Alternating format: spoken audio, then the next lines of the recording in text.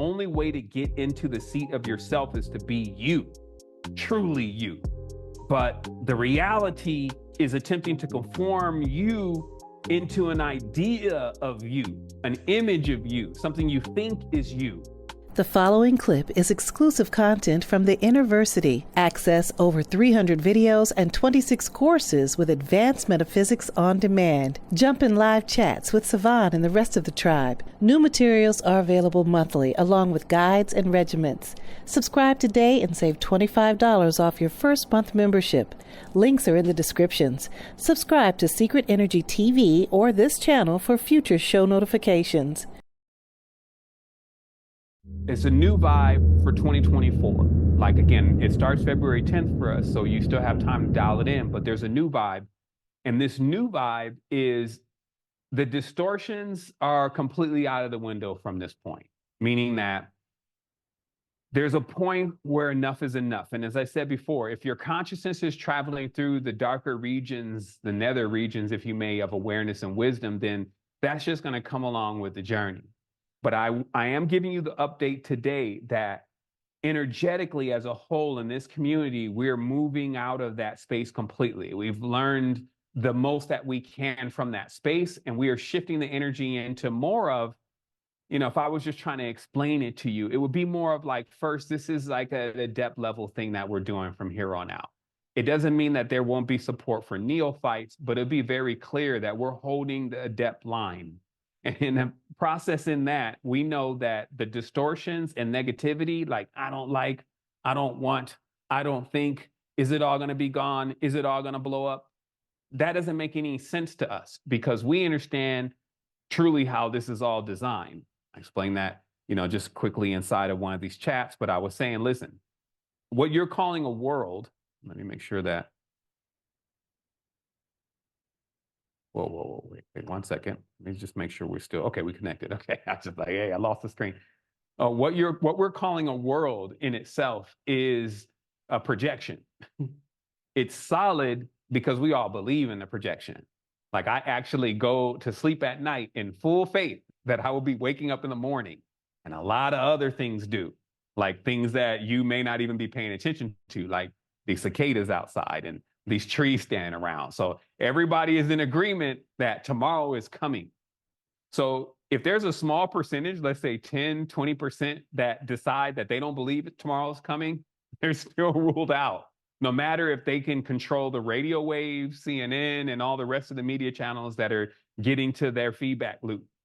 So the world exists because we believe it exists. That's exactly what it is. It's not solid in a way where it's not full of particles, because that's all it is. So when we think of it and we commit to it and we memorize it, that makes it solid. And there's so many things that are doing that, world's gonna be here, okay? So the condition of the world then, or more importantly, your condition inside of the world still would come into question, right? Because this world containing volcanoes, some being, I don't know, they're in the Kelvin as far as the heat, 1,000 degrees Kelvin or whatever it is, it can withstand the heat. It can withstand and has designed itself to actually be able to endure infinity. That's why we can learn a lot from nature, right? But in that way, we have to make sure that we understand concepts by, let's say, even lower, weaker beings that feel like, hey, it's going to be all over soon. As I said, they're at the end of their book, versus vast intellects and intelligences that already understand that this is not something that even began, let alone can end. And you would need to know the source to how things began. And like I said, that starts getting people into foolishness because they'll start trying to explain it, not realizing that it's way above their head and probably their pay grade too, and probably all their limitations. So we can count on consistently going forward. And as I said before, what we're doing is we're embodying an energy that's like, and I will go from this with complete awareness that I was here.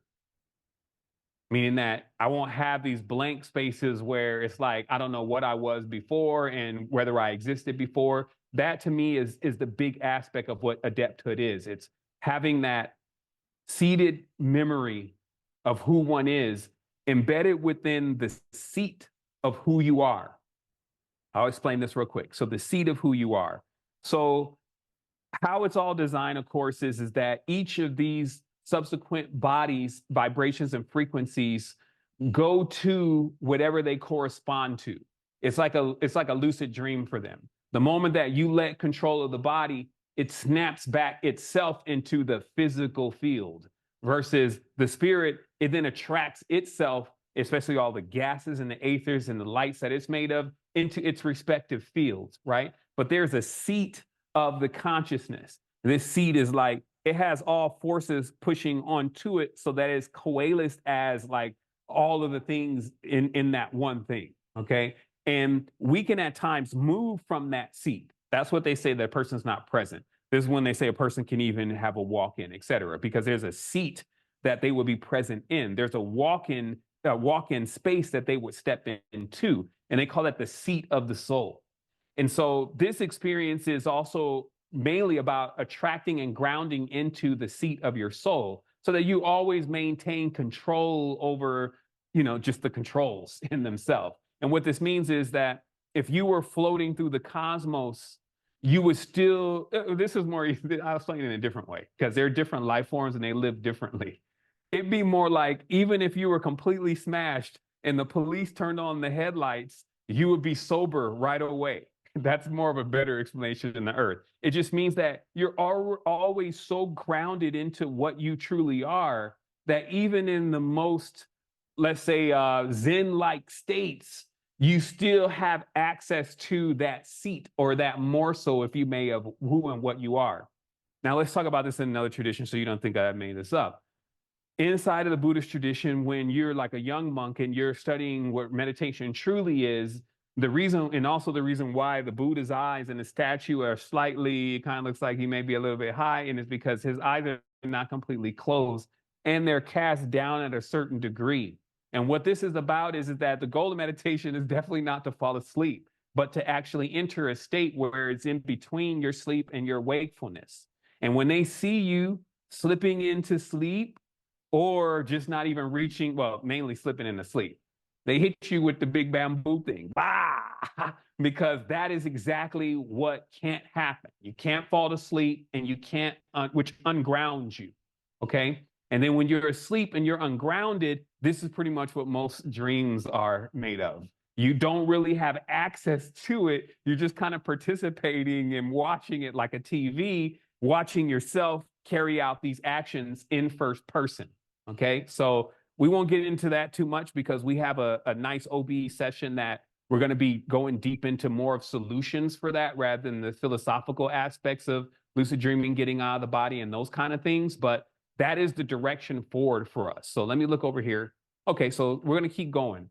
So there was a statement. I'm not going to name who it is because who it cares. He says, "Give me the child, I'll show you the man."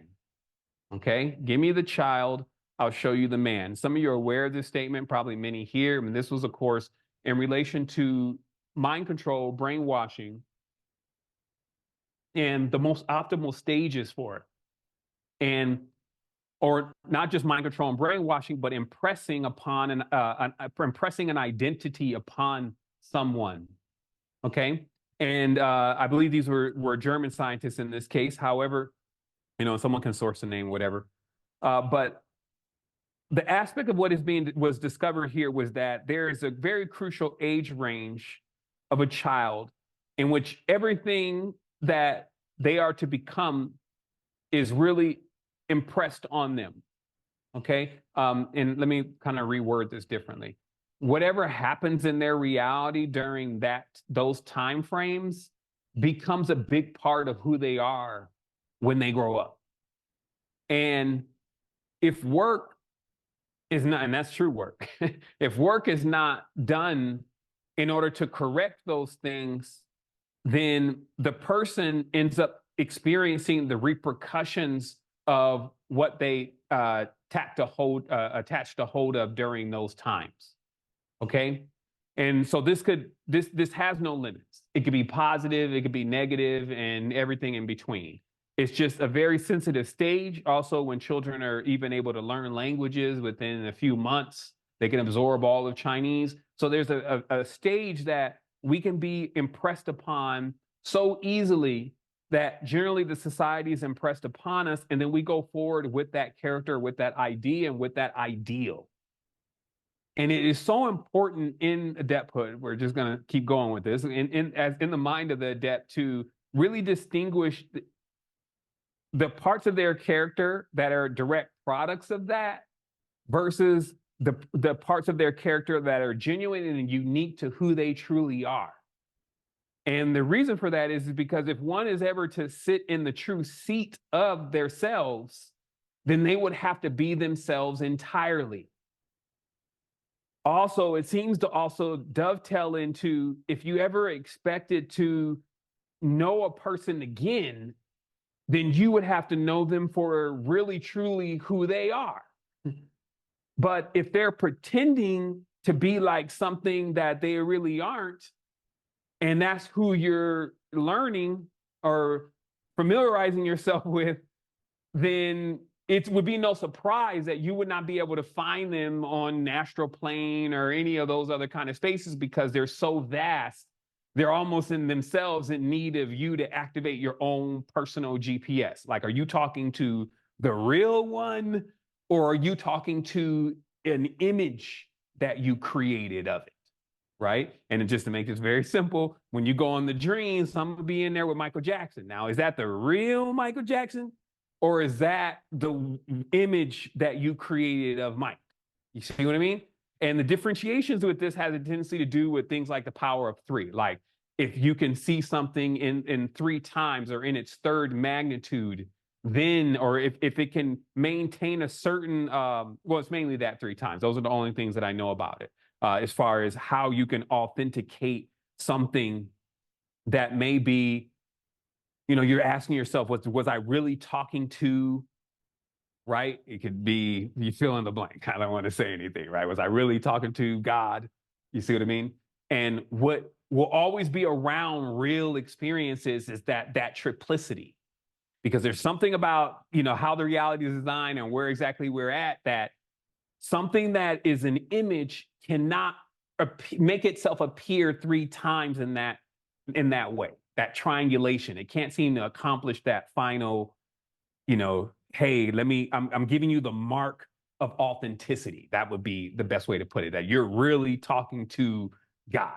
You see what I mean? So let's just leave that there, and I trust you're clear on what I'm trying to express here.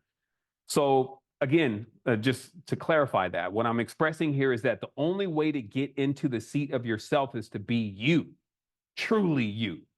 But the reality is attempting to conform you into an idea of you, an image of you, something you think is you. And at times when you're not necessarily cultivating your uniqueness, you can still see those certain things that be like, wow, I see my dad do that, or I see my great grandfather do that, or you may even see like an archetype, like a star, an actor on TV do some of these characteristics that you feel like, man, that's somehow connected to me. So do you see what I'm saying here? There's a clear path then to true being.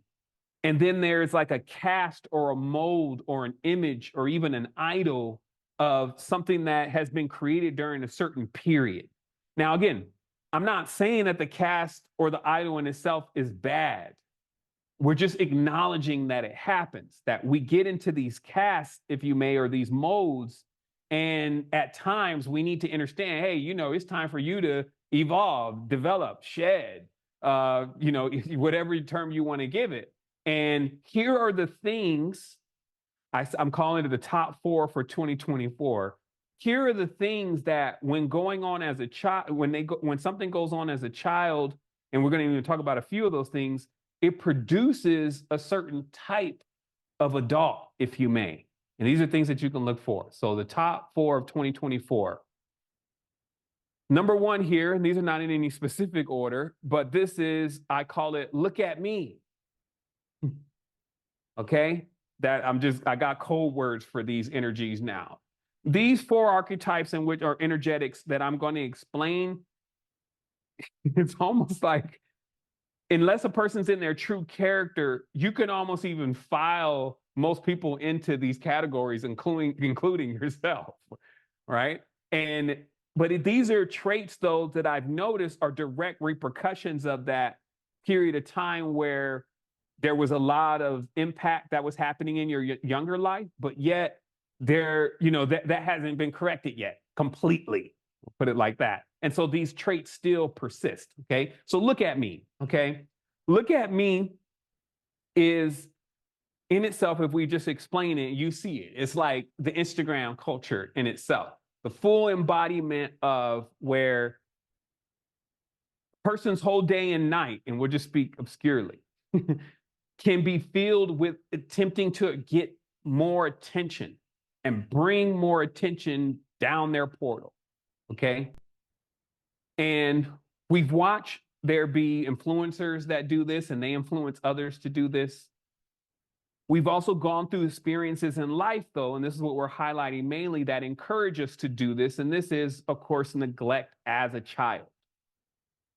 And I would say for sure that kind of basing, let's say in the age range, I'm 45 now, but basing like what our parents' life were like, and that has even just gotten more extreme.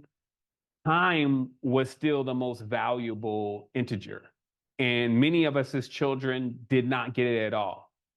Like, I can remember really just being kind of caught up in my mom still wanting to have her younger life. And just that being kind of like the direct, hey, either I'm going to go and have some fun and do my thing, or I'm going to take care of this child. Because that's the other thing about having children is you literally have now kind of pulled back all of you and what you want to do for yourself. And now all that's got to go into this child. And so from our generation, many of the parents, they were like, in a whirlwind of, it was 80s, 70s and, party and flower childs and, rock stars and actors and porn stars and all them all being in the same space. And, if you can hitch a ride and put your thumb out, you can get there too. And, it's just there was a nucleus that was surrounding them. And that nucleus meant, hey, I need to spend this time on me having fun. And many children were created from that because this was just something I was thinking about today, but our reality was like fully saturated with what was called baby making music, right? From the controllers of the matrix who were saying, yeah, during these times, I need you to produce more of your seeds. So we're going to push out a lot of this music. All right, this time we need the seeds to self-destruct. So we're going to push out this music, right? So like the Pied Piper controls the time, but the baby making music was also in the time of love and peace and these kind of energies, because that's the energy that even, of course, a female or womb would feel more comfortable with actually bringing more life, right? So what I'm saying is we had many children produced from an era that still lacked our parents actually giving us the time and attention. What that then metamorphosizes in, and this happens from generation to generation, it's not just my generation, but a look at me kind of energy, because now what needs to be fulfilled is that time. And there is a wholesome way to do this. This is not saying that you should never be nurtured, because in fact, to truly cure yourself from the look at me, then there needs to be nourishment. And that's why when we're taking a look at these spaces, like I had someone explain that, hey, maybe the chat, this is as an example, maybe the chat should be in this one app, because this one app is like super secure and this and this and this. And, my response was different, but in my mind, I'm thinking, man, this guy doesn't even understand that most people don't even want to use anything. They don't even want to really be anywhere. Sometimes they don't want to, like, if it ain't in WhatsApp or if it ain't on Instagram, good luck. So trying to bring a big group into anything is already going to suffer just from that, let alone you try to take them into something that, and from my personal experience, when I use it, I even got locked out right away. And I actually think that I'm technically savvy, right? So just something more difficult. So there's always going to be these points, especially as you get into more maturity, where your experience has directly given you the wisdom that you have. But to impart that experience on others is almost even seeming to bring you into conflict yourself, meaning that somebody will argue with you about something that you've already experienced. This is why you can begin to answer the question for yourself, a question I used to have earlier in life, which was, why don't we see a lot of people helping? Why don't we see rich people giving back to communities? Why don't we see if somebody knows spiritual knowledge, them bringing it forward, right? And it's because they will find a challenge. And you believe it or not, right? Like even something's like, nah, I don't think so. But everything, if you notice even how YouTube works and many of these stations work, everything that comes forward, if it goes viral, it will always have a challenge to it. Like somebody will come in and just completely bring an opposite energy, and then a lot of people will jump on that side, and it'll be a us versus them. You see what I mean? So in this reality, because everything becomes like immediately a challenge, warfare, etc., you'll find many of the more graduated states already checked out of the game, if you may. Okay, so just bringing this back in, look at me, repercussions are really more of like consistently allowing a person to remain a neophyte. Like they can't even reach initiator, they can't even reach adept. Because what I'm giving you here today is I'm giving you encouraging and rewarding reasons why, if you see some of these things in your character, you'll easily have the ability to work it out of your character, just like a bad habit that you just quit, like cold turkey for real. And everybody's like, whoa, he just quit. He doesn't do it anymore. More than anything, you'll be telling yourself that, yo, you just quit that cold turkey. You're just not doing that anymore. And then even when it comes across your mind, you even be able to assail the thought in a certain way where it's almost like it doesn't have any room. Okay, because when you're going in and you're doing this work on self, we're not here to talk about the people who are just look at me on Instagram. What we're here to highlight is we have such a big phenomenon going on, and it's so energetically embedded within our reality. Where does it come from? So that I can actually find it in myself. And then I can start working with that, realizing where it comes from, and then healing through that process. It's not these days seeming like to be the space to jump up on Instagram and explain to Instagram people that y'all look at me's, and you know what I mean? So the technique and the reason and the purpose and all that changes in maturity. Everything becomes really mostly central to self, knowing that as you're developing yourself, you're wreaking literally or environment. And I don't want to get ahead of myself here, but yeah, I don't want to get ahead of myself, but you understand what I'm saying? You're literally wreaking environment. You're unpacking and you're creating an environment based on how your energy is really configured. We know this, right? But I'm going to give you some even deeper ways to see this and how to make changes into the reality. So just remember, though, the repercussions, though, of look at me. Here was the ultimate repercussions, though, of look at me. Once everybody started watching, the person became very subconscious about what people thought then. Like when Look at Me started and they were like, I think your hair is fake, or I think your butt's too big, or I think and that's what I was saying. Anything, if it worked, if people started looking, i.e. it went viral, it would bring, though, at least 50% of people who didn't like it for whatever reason, because they're also locked into that good, bad mode, right? So they're just coming right to judge, like the great judge. They come in, yes, no, like a Tinder, like swipe right, swipe left. You see what I mean? But then when that happens to a person, they then immediately go to that so familiar energetic vein of neglect, meaning that what develops when you're neglected, a certain energy, and it triggers that. Because that neglect is the same neglect that they felt when they were younger and that they didn't get the time and et cetera, right? Now, here's another word to the wise. Even from my experience and observation in parenthood, kids often always feel like they never get enough time, even when they're even given more time than other kids. So, or even you as a child. So I will say, for the record, it seems like it still holds across the board for all humans. None of us ever feel like that we get enough time from something else. Okay, either as the husband or all these other external things. And I think that also is the root of what we're really paying attention to here. What gets disturbed a little bit with this whole I need mommy to come get me out of this crib is that there's still a point in the graduation process where you actually become sustained in many ways. Now, you're never alone. As long as you're taking the breaths, floating through the space, there's always something there. But how much you can attune into that and actually feel like it's comforting you is a totally different thing. And this is where meditation comes in, where you can feel like you're being comforted by air. You can feel some of the more sensitive things that are around you that are actually supporting your life. And you can actually dial into them and feel how they, even when the other parents were absent, were there all the whole time nurturing you. Okay. So, but remember the repercussions of look at me, which is why you will want to wean it out of your system if you still find it there, is that it also comes with other people are easily able to control your life. When they're not having fun, you're not having fun. And then this kind of leads into the next one, because this is what I would say is like falling down a ladder. Any of these creeping in causes immediate trigger to the next thing.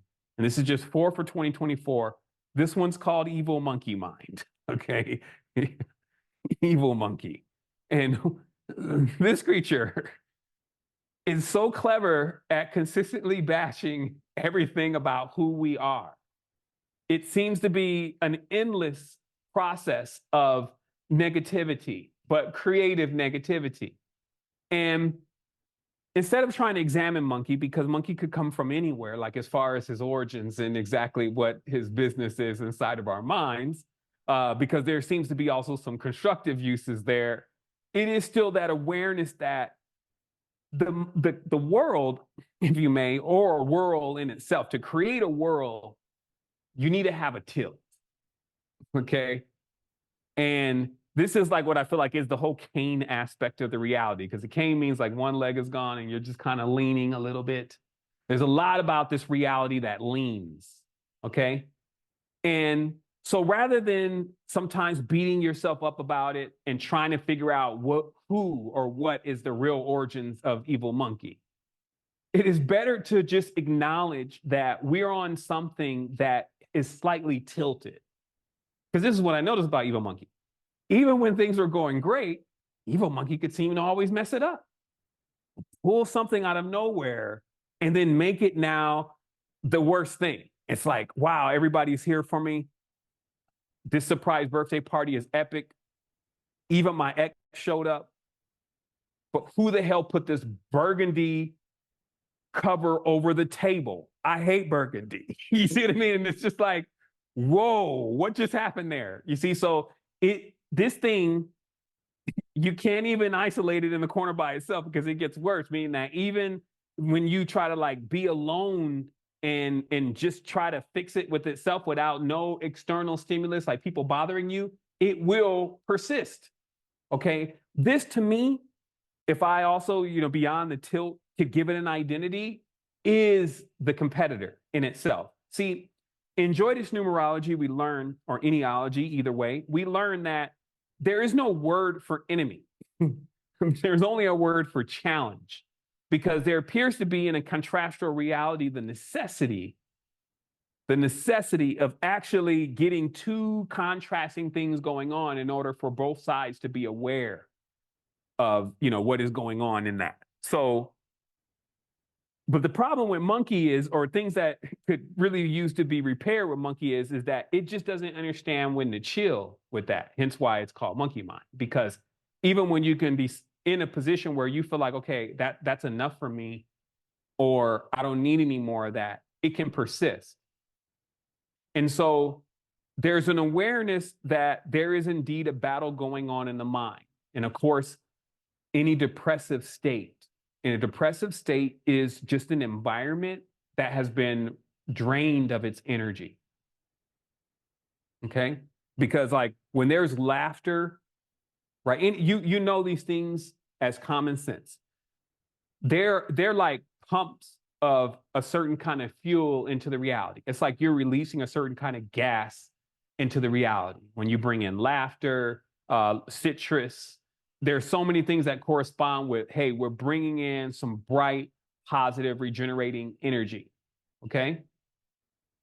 So when an environment, though, is configured a different way, which would be opposite of that, lo-fi, let's say, or lower vibration, there's some sewage even out, nothing is grounded.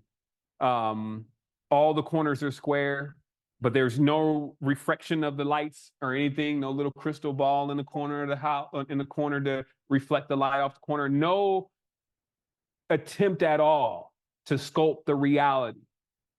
This place becomes then a vacuum, right? And what I feel like is that when monkey gets into a vacuum, it gives it the perfect, or evil monkey, it gives it the perfect fertilization to keep breeding more and more of what it has to offer, which is nothing, right?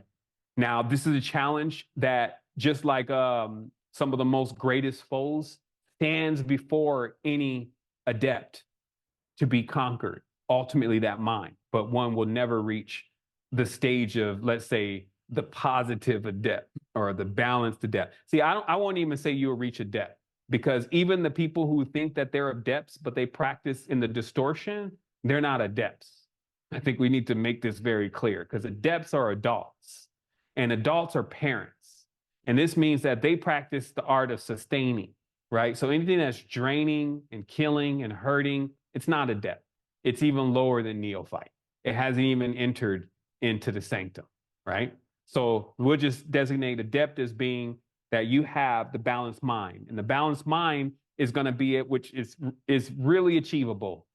The number one 100% way that will always be the best, no matter what nobody says, will always be the breathing and the meditation. The breathing and the meditation.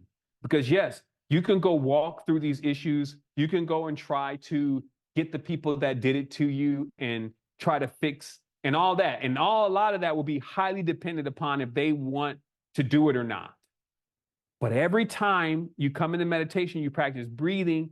Breathing is removing the toxins from your body, but it's not just the toxins like the gases in your stomach, which you'll notice if you have an upset stomach or you have one of those stomachs in the morning that's always hurt, if you even went into 30 minutes of breathing before you did anything that will assist in that case, it will already be gone when you're done. Then you'll have to ask yourself what happened there, right? Because this is not hocus pocus. It's real things going on. When you take breaths, all of these different things that are inside of you that are now decayed and toxic, which are more than what can make your stomach hurt or what can make you even think or realize that it's there.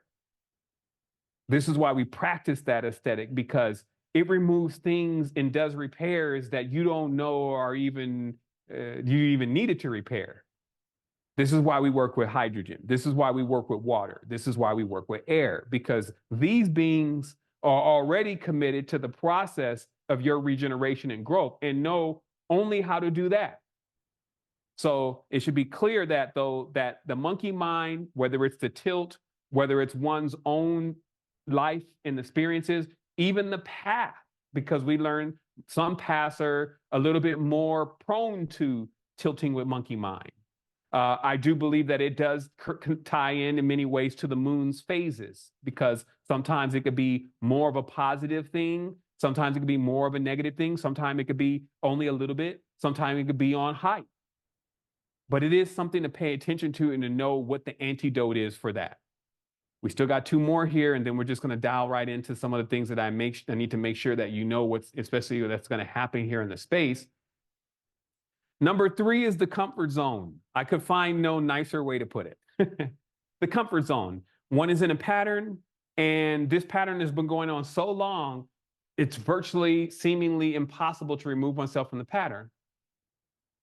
One has even gotten into believing that this pattern is not needing to change, even though there's been clear indicators and signs that the reality as a whole is encouraging some changes to be made. You're not looking at one person. What you're looking at is multiple people or multiple scenarios that all occur the same because of a certain way you keep coming at everything, right? Also, this impacts even being able to meditate for every single day, like at least 8:30 in the morning. Okay, I'm gonna meditate right now, 8:30 every day. And I'm just gonna start marking them off. And then by day 3, same thing with the workouts. Like, we're gonna work it out every other day. And then by day 2, you see what I mean? And so this is a comfort zone. So a lot of people think that this is directly acclimated to them just being lazy and not wanting to do something. But if it was going to the gym and you're having a hard time going to the gym, but then there was all of a sudden something at the gym that you really enjoy while you were there, you would be at the gym. This is why this is the comfort zone, because the comfort zone is enjoyment itself. I have found in this new time that we're living in, because everything's on the shelf, you don't have to dig for it, farm for it, buy it, or anything.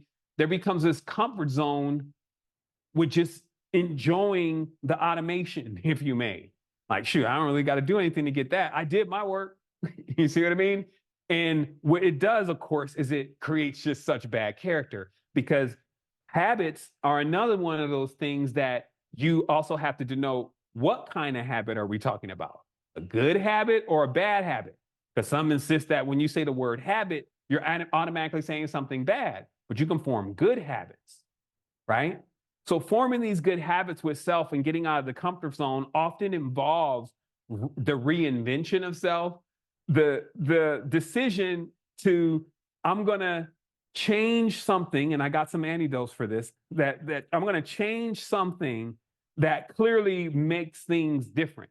Because I have a saying now, it seems like a no-brainer, but to be different, you must truly, truly do something different. It seems like a no-brainer, but the reality is that a lot of people want to be different, but do things the same. Literally, like they want to get to this certain level of life, but they want to get to that level doing the same things that they were doing before. And they've been on that path for like 3 or 4 years, 10 years even, and seeing that that's not getting anywhere. So things got to change. But I think that there will always be an argument there about what do I change? And I'm actually going to lend some really strong advice about that based on something that I'm experiencing in my personal reality right now. That may be the real fine tune here, because you'll notice sometimes you can change things and make things worse. You know what I mean? Or, sometimes you're just drudging through, I call it straitjacket. Straitjacket is when you've eliminated everything. It's like, now we don't eat meat. Now we don't go to movies. Now we don't date. You see what I mean? You just start piling it on the list. But then we meditate every morning. We fast every day or every other day. And then, this is like, okay, one of these gives and one of these takes away. And understanding the balance in that also becomes like initiate stuff. Like initiate, you kind of understand that, hey, these balances are, I need to, I did want to go to heaven or fly, but now I'm realizing that I need to also land. No different than you want to get in this plane and you want to take off, and you don't realize, hey, that plane runs out of gas though. The spiritual body runs out of gas. It's like it needs to seat itself back into the body like a key charger and charge itself back up again. You can't just stay up forever. You see what I mean? That's not in the design. So those things start to become more at play, and you start to realize that, hey, you know what? There's more to this. So just getting to the comfort zone though, the problem with the comfort zone is that the person will practice no aesthetic because it removes the comfort zone of enjoyment. Just like working out does when there's no enjoyment followed up that somebody's going to be able to look at your muscles and the look at me face. You see what I mean? Or there's going to be, let's not make it so vain, but no direct benefit, like you're playing a sport and now because you're working out, you're better on that field, not just as a competitor, but as a member of the team. So do you see how it's like you got to walk through the mind, because the mind will, again, it'll latch onto something like that. It's like, yes, I'm getting strong, so I'd be a better competitor and beat them, right? Is it that? Because that's how evil monkey talks, at some of the more basic levels that we don't see it enter. Or is it to become a better, stronger player for the team? So do you see how each of these actions can be fueled by two different kind of energies or not fueled at all? So it is one of those things where you're figuring out what fuels you and when to change fuels. I mentioned this in the recent build. I fueled myself for a while based on the atrocities of the world. Every time I see something happen crazy, it gets me even that much more crazy to go and make sure I deliver the message. And I ran on that force for years. All I need to do is look at a little bit of CNN. Now I got the rest of the next 10, 15 hours to counteract whatever it is that I'm seeing to seem to really be the change, right? But then after a while, and I'll say, hey, in the 20s, it seems like that wasn't a problem. 30s, because this even started before, let's say, consciousness and conscious community started in my mind and my being, right? But then as you start getting older and wiser and more adept, you realize that these are all fuel sources. It's just like you walking up to a buffet counter with all these liquids glowing in different colors with different kind of lights. And you could start drinking this one and it could start becoming your comfort zone. This is how I approach things, right? Notice how the ID always wants to remain constant. Like even now, we study enealogy to become all of the numbers, but first starting on the path that we are. But there's this thing that wants us to consistently remain only as we are with no metamorphosis. This is also the same thing that has established the world being here right now. So this is not a force that is a bad force, meaning that there are things that must stay the same in order for it to support a certain level of life. So this is, I want to take a step back here for a moment because that could get a little confusing. All I'm trying to express is that when you walk something all the way through, an energy or a force that you may have found and thought to be rather disruptive, and you walked it all the way through to its source, you would find its use. Judgment seems to not allow us to get to the source. You've already decided. And that's why they like to say in court, we need to listen to the whole case before we make a decision. Versus some will automatically think they have this laser judge machine, right? Just because of some of the criteria and things that they've learned to go by, and don't allow judgment to go through its complete process of letting you see what is the source. Because then a good judge is not always there to say, all right, and you're going to prison for 40 years.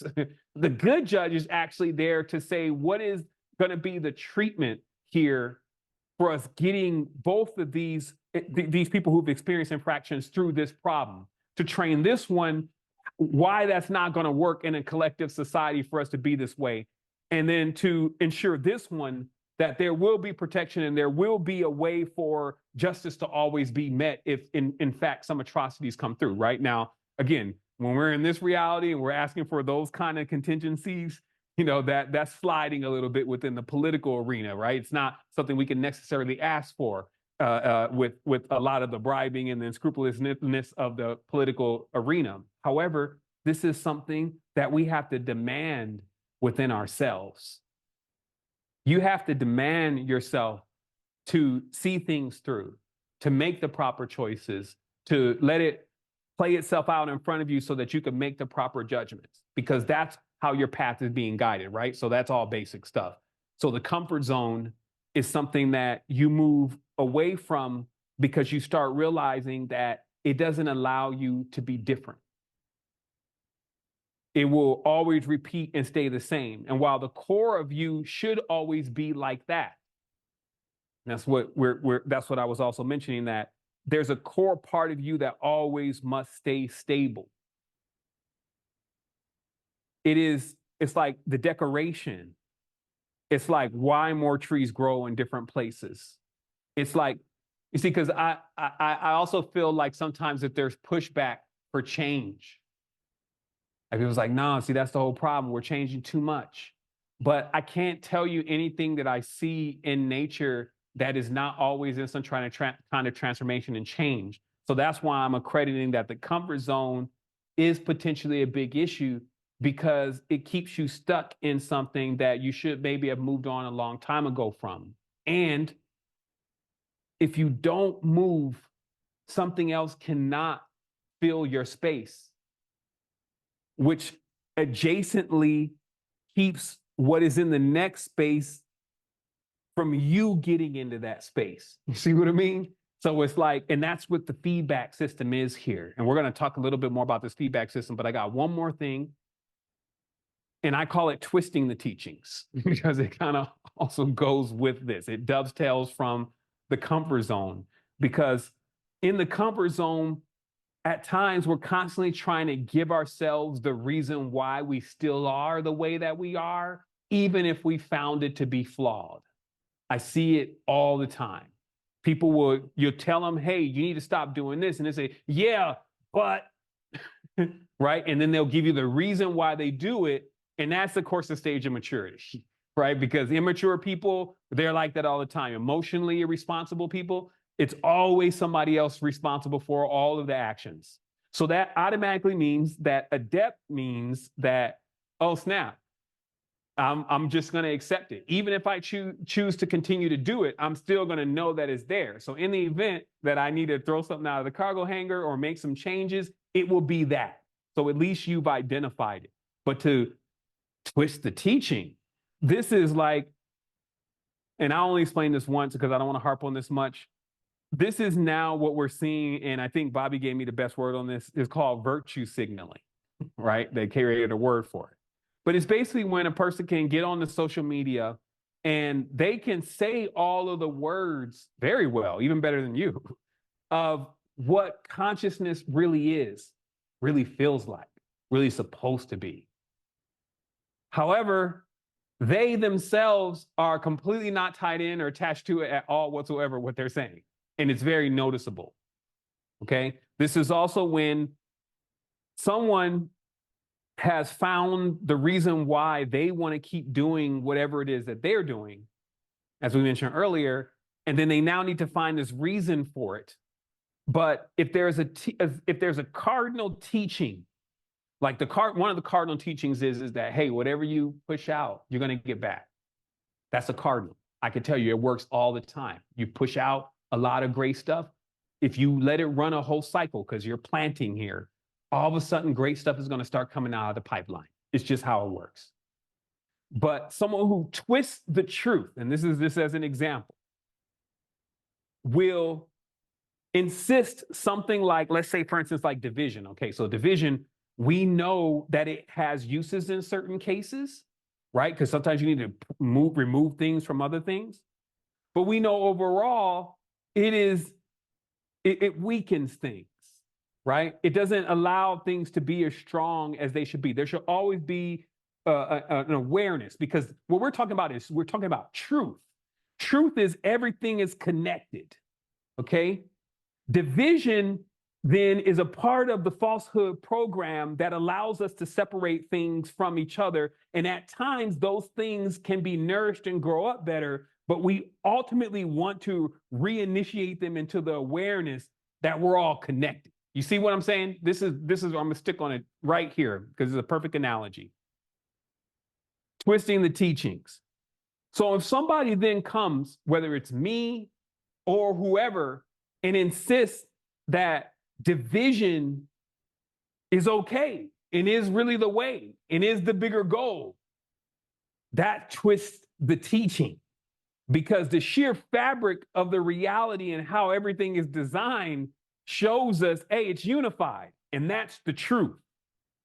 See what I mean? So this is what I mean by twisting the teachings, in this case, twisting the truth. We'll call it that because it's better to say that, because whose teachings are we talking about, right? So we'll just say twisting the truth. And when one can twist the truth, this is again like moving the true guidelines, the true rulers, and the true markers. Listen with it. Guides, rulers, markers. Okay? These are all your gods. These are all your energetic forces. The guides, the rulers, the markers. And I'm sure you could get more words. You're literally moving all those out of the way. You're like just moving those all around. And that's how things that you never expected could happen. So I'll give it as an example. And I'm done with this part of the build. So there was a time before I, got into, just myself, into my awareness, that I still had some bearing on whether I was going down or up. And I always based that on how many things, quote unquote, distorted, negative I was doing versus how many positive things I was doing. This was even before I came into adopting metaphysics. And so how this worked is when I felt like that stuff was that I needed some extra luck, let's just put it that way, that I needed some extra luck, I would look at some of the things that I knew I was doing. Sometimes I remember like you would get these times where you would start cursing all of a sudden, right? You would go on this stint. A lot of times that always would come from a person that was around you that was cursing. And then you almost even felt like to be in their linguistic structure, then you needed to curse. And then they give you, this cursing vernacular, right? So it would be something like I would have maybe picked up cursing, but then I need like something to happen in the future, like in a couple months, and I'm hoping it goes well. I would literally philosophize in my mind, okay, we're gonna stop cursing.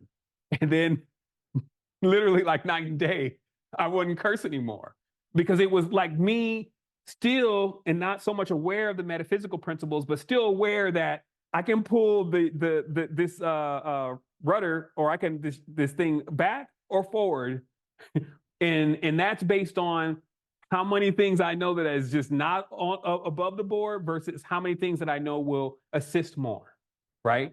So that simple guide inside of your consciousness, right, is present even before you even come into higher levels of metaphysical knowledge and metaphysical awareness, etc. So it's just that awareness that if we start twisting the truth, though, that doesn't work very well.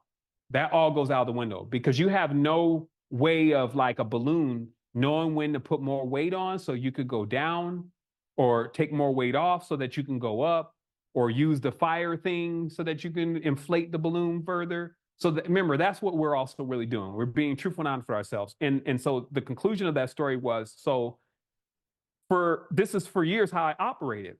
But I can remember a time that I started really getting hazy on that check and balance system. There were so many things that I was being distracted by, and so many things that I could say that I was doing that were just not on the level. Then one day I woke up and I was incarcerated.